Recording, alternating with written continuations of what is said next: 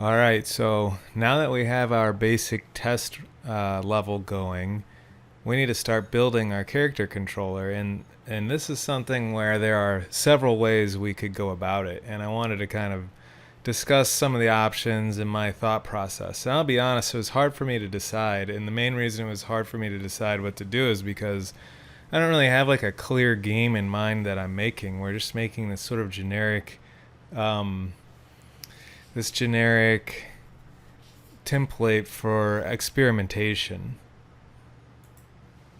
So the first thing we could do to get a character to move around is just use transform.translate, which we would have to pass in exactly how we want the character to move. And this is like right off the bat pretty much a non-starter because if we use this, we're going to not leverage a lot of the features that are really useful in Unity that Unity provides for us.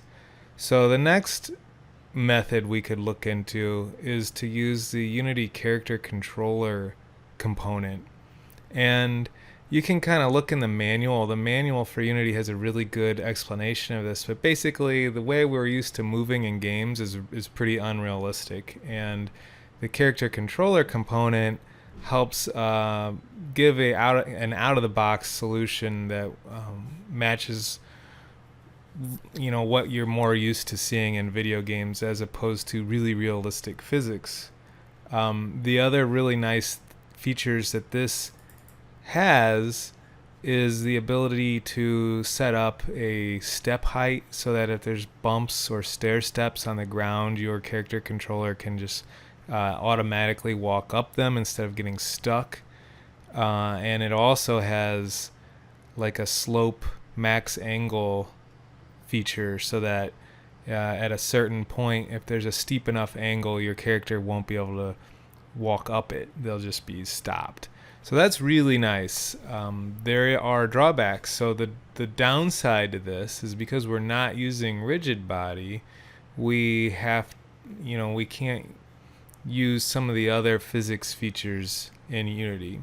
And because the prototype thing that we're making is meant to be pretty sandboxy, I don't want to rule out all of the physics type gameplay that you might want to explore.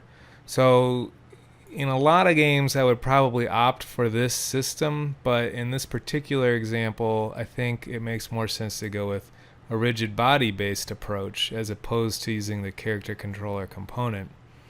Now the rigid body basically means it's going to use the Unity's physics system or physics simulation, and this lets you have things like friction and bumping into other rigid bodies and seeing them move around, and gravity and all that's handled. The problem is we don't normally move very realistically in games, so there's some things we can do to kind of like hard code how movement works even when we're using a rigid body. So one way could be to directly set the rigid body's velocity.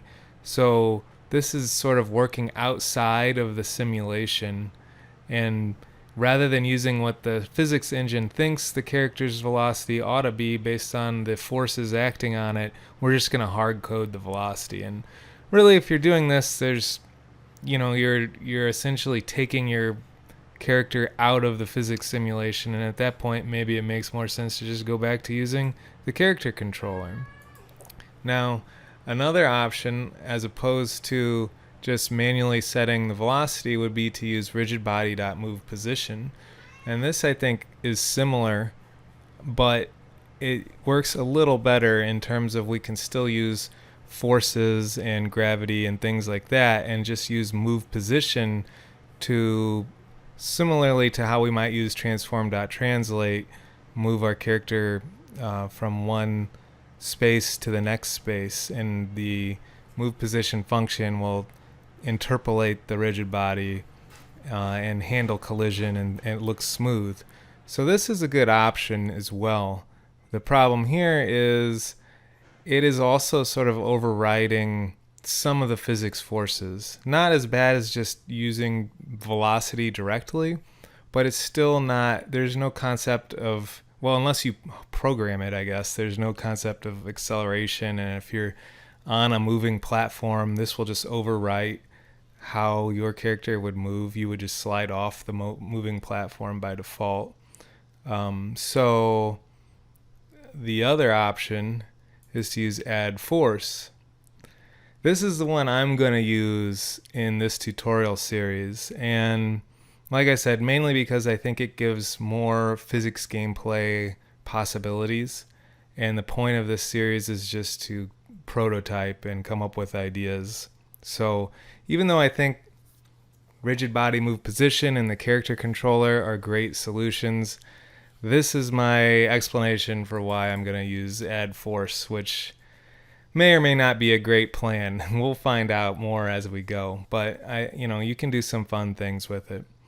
Now, there is one more way to deal with movement in a third-person game that I want to mention, but I'm not going to explore it much right now, and that is to use root motion to move your character.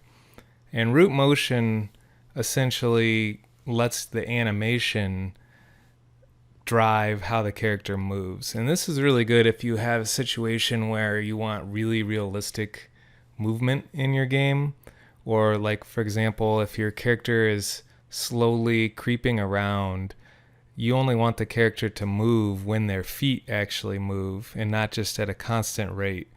So if you want the movement of the character to match the animation perfectly, which is important in very realistic looking games, like something like The Last of Us, or these modern photorealistic type games, you might want to look into something like a root motion animation system. But because I don't even know what my game is, I certainly don't have animations for it. And also, as a game designer, I'm not necessarily fluent in Maya or Blender, and it'll be tougher for me to create the exact animations I need. So I'd rather have my code drive how my character moves as opposed to allowing the animation to drive it. However, I will point out that this is a pretty neat and easy system, really, if you can get the right animations.